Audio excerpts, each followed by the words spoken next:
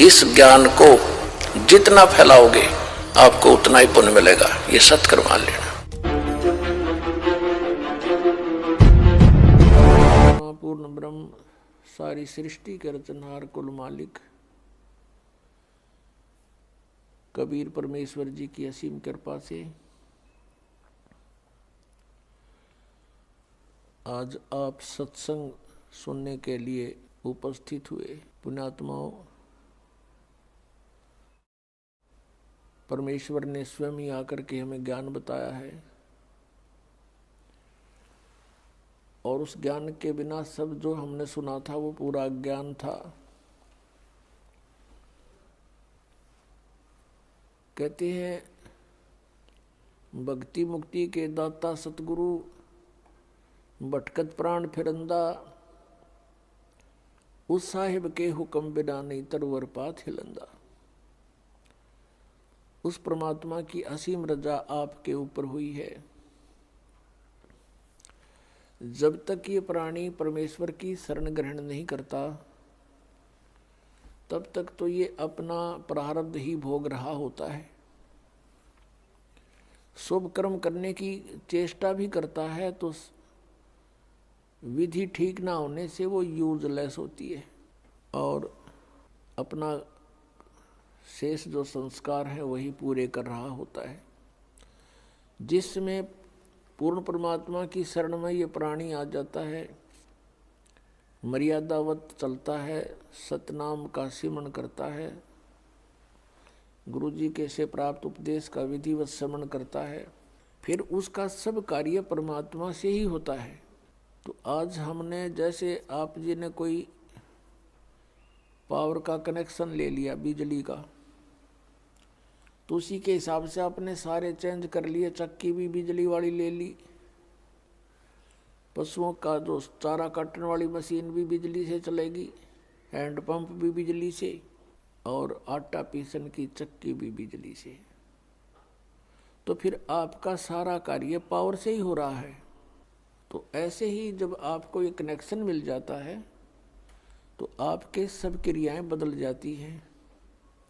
परमात्मा का कनेक्शन जब आपको प्राप्त हो जाता है, शरण मिल जाती है, तो आपके सभी कार्य उस परमात्मा की पावर से ही होते हैं। या कहते हैं भक्ति मुक्ति के दाता सतगुरु भटकत प्राणी फिरंदा, उस साहिब के हुक्म बिना नहीं तरवर पात हिलंदा।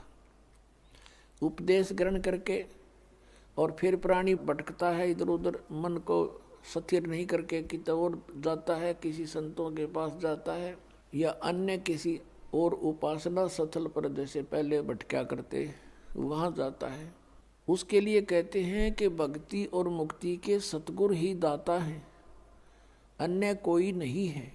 ये भटकत प्राण फिरंदा, उस साहिब के हुक्म बिना नहीं तरवर पात हिलंदा। अब जब हम सतगुरु शरण में आ जाते हैं तो हमारे सारे कार्य परमात्मा के आदेश से ही होते हैं और बाकी जो परमात्मा की शरण में नहीं है उनका प्रारब्ध भी वो अपना भोग रहे होते, उसमें कोई परिवर्तन नहीं हो सकता। उस मालिक के हुक्म बिना उसमें भी कोई परिवर्तन नहीं हो सकता। तरवर पात यानी वृक्ष का पत्ता भी नहीं हिल सकता। अर्थात कोई भी कार्य उस परमात्मा के विधान के विपरीत नहीं हो सकता। अपने विधान को स्वयं ही चेंज कर सकता है, दूसरे पर पावर नहीं है। परमात्मा बताते हैं मात पिता मिल जाएंगे, मात पिता मिल जाएंगे, 184 माही, सतगुरु सेवा और बंदगी फेर मिलन की नाही। सत्संग की आधी घड़ी तप के वर्ष 1000, तो भी बराबर है नहीं, कहें कबीर विचार।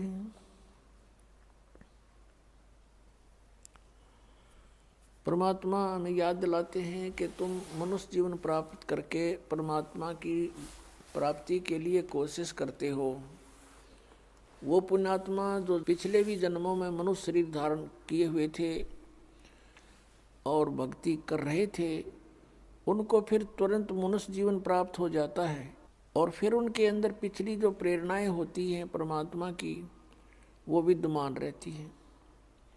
वो उसका अपना संस्कार है, वो कहाँ जन्मा है। जैसे पवित्र हिंदू धर्म में जन्म हुआ तो उसको वो पिछले संस्कार इतना दबाव देते हैं कि वो अपनी साधनाएं किए बिना रह ही नहीं सकता, तो वो साधनाएं शुरू कर देता है। किसी का मुसलमान धर्म में जन्म होता है तो वो क्रियाएं शुरू कर देगा, और अन्य धर्मों में भी ऐसे ही जानो। लेकिन पुण्यात्माओं, जब तक हम अपने सदग्रंथों से परिचित नहीं होंगे तो साधना करना भी व्यर्थ होगा। मनुष्य जीवन का मुख्य उद्देश्य है परमात्मा का पाना, और यदि परमात्मा प्राप्ति नहीं हुई तो फिर वैसे ही अपना जीवन नष्ट करना होता है। सतगुरु संगत छोड़ के चाहे लाख वर्ष जप की नहीं, इंद्री कर्म न मोक्ष होवे फिर काल के अधीन। सतगुरु की संगत छोड़ के चाहे लाख वर्ष तक जप करते रहना गुरु से विमुख होकर के, और चाहे लाख वर्ष जप करते रहना, आपको कोई लाभ नहीं होगा। इंद्री कर्म न मोक्ष होवे और फिर काल के आदि।